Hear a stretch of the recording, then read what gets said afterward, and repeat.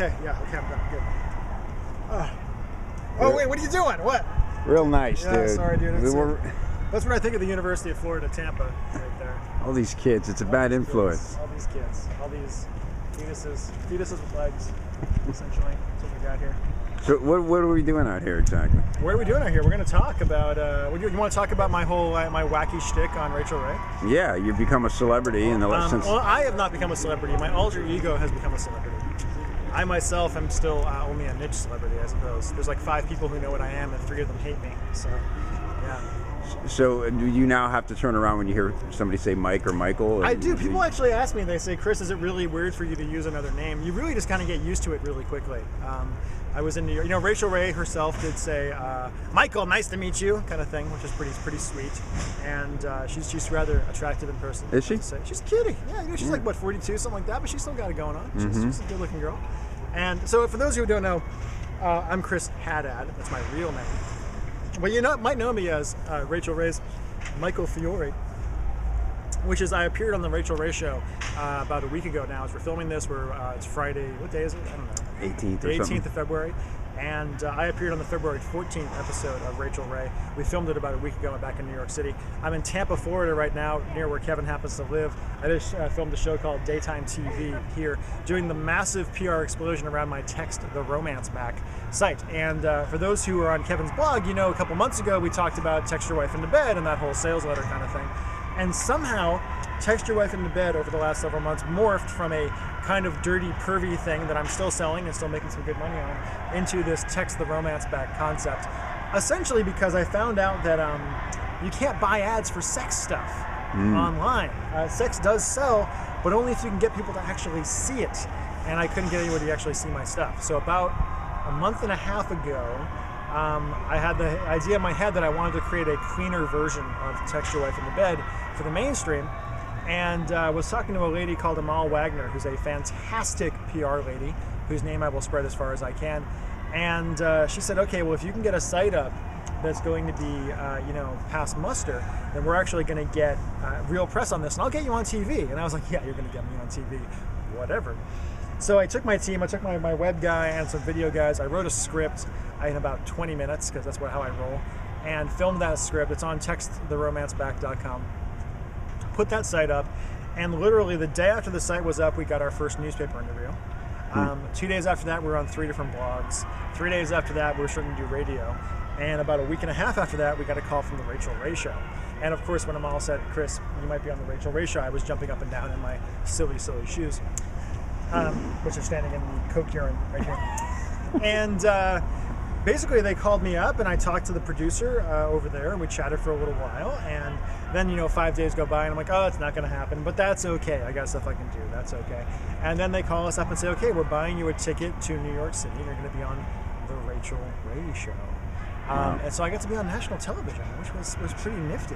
And the total timeline from redoing it, repurposing it for a broader audience? 3.5 weeks. Wow. I did not even have the Text the Romance Back product done when we booked the show. Wow. It is now done, and now, honestly, I mean, we got some good traffic out of it. It was not like, oh my God, the server blew up. Out of the Rachael Ray appearance? No, we got. I mean, it's good press. We've gotten a lot of internal links off of it. I would say if I could have done something where at the end of it I said, go to texttheromanceback.com to get 3 magic texts and some kind of call to action, direct response, we would have gotten a lot more. But TV, when you're playing with the TV game, you do what they say. Yeah, right. They've got the platform. You don't have the platform. Right. It's really much more, and they're not used to working with direct response. Right. Right. And so there's only so much you can push. I think once you get further down the line, I heard that Tony Robbins, when he appeared on Larry King, actually crashed his server because he had a deal with them where he said, okay, I'm going to give you a freebie if you go to my website right now. Got a ton from that. When you're just kind of starting off, you got to play their game a little bit. Right.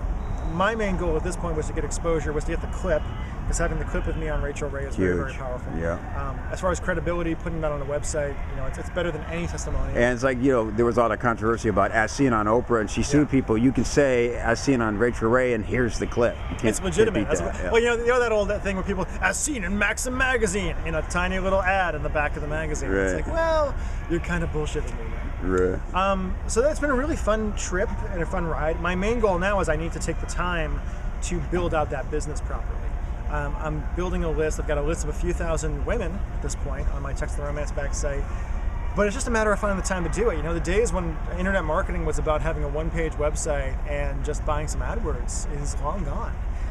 And now you really need a team around you. You really need a lot of stuff around you. I firmly believe this will be a 7-figure business sometime in the next year or two if I put the proper effort into it. But it's a lot of work.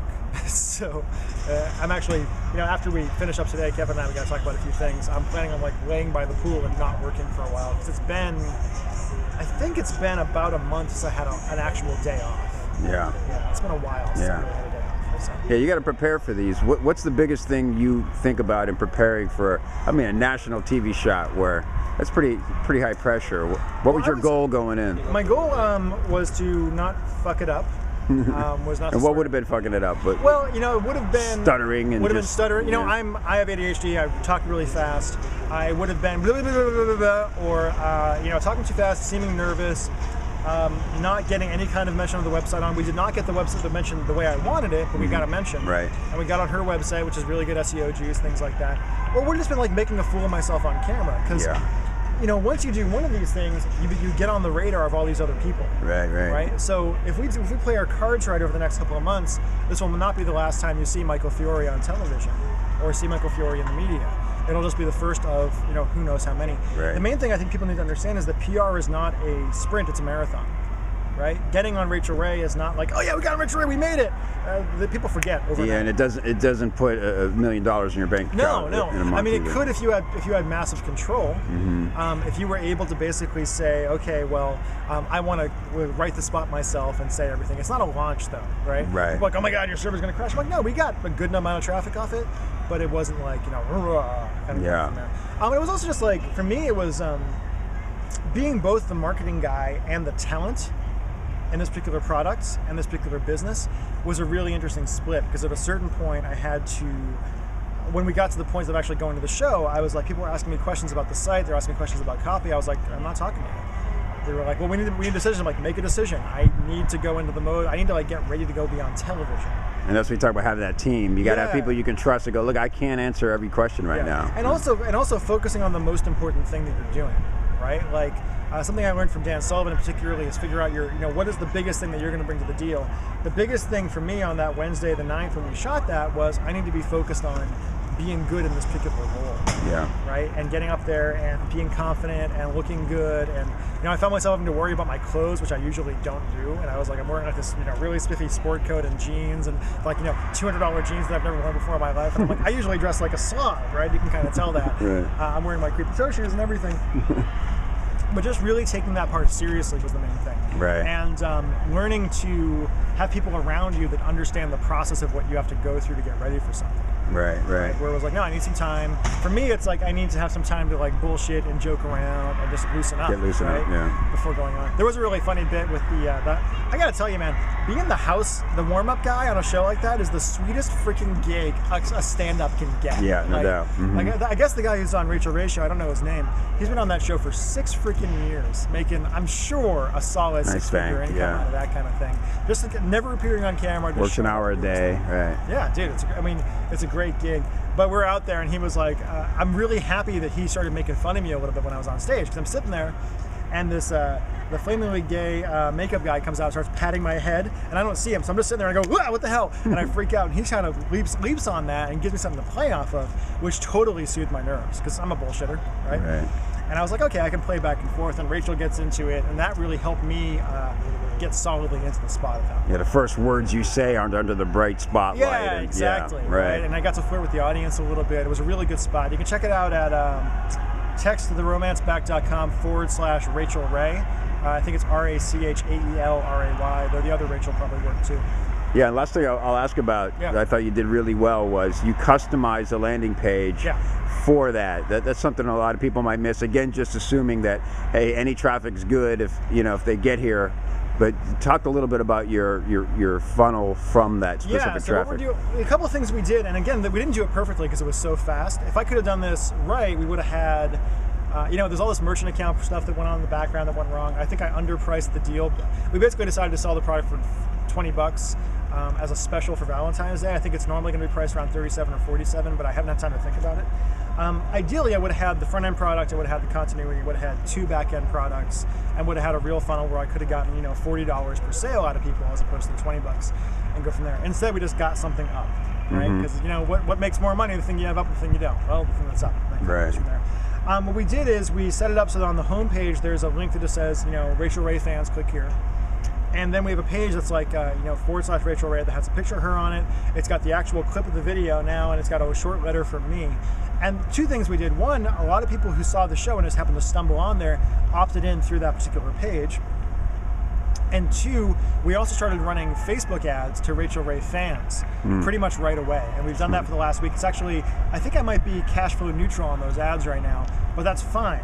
Because even though I've spent, you know, some money on getting those ads, those are really hot leads. Those are people that know the show, they've seen the clip at this point, and they opted in anyway and got my stuff. And we've got a list of a couple thousand people. And also likely to share them, because it's a great conversation piece. Yeah, Facebook kind of stuff from there, and I've gotten a good number of people who email me and things like that.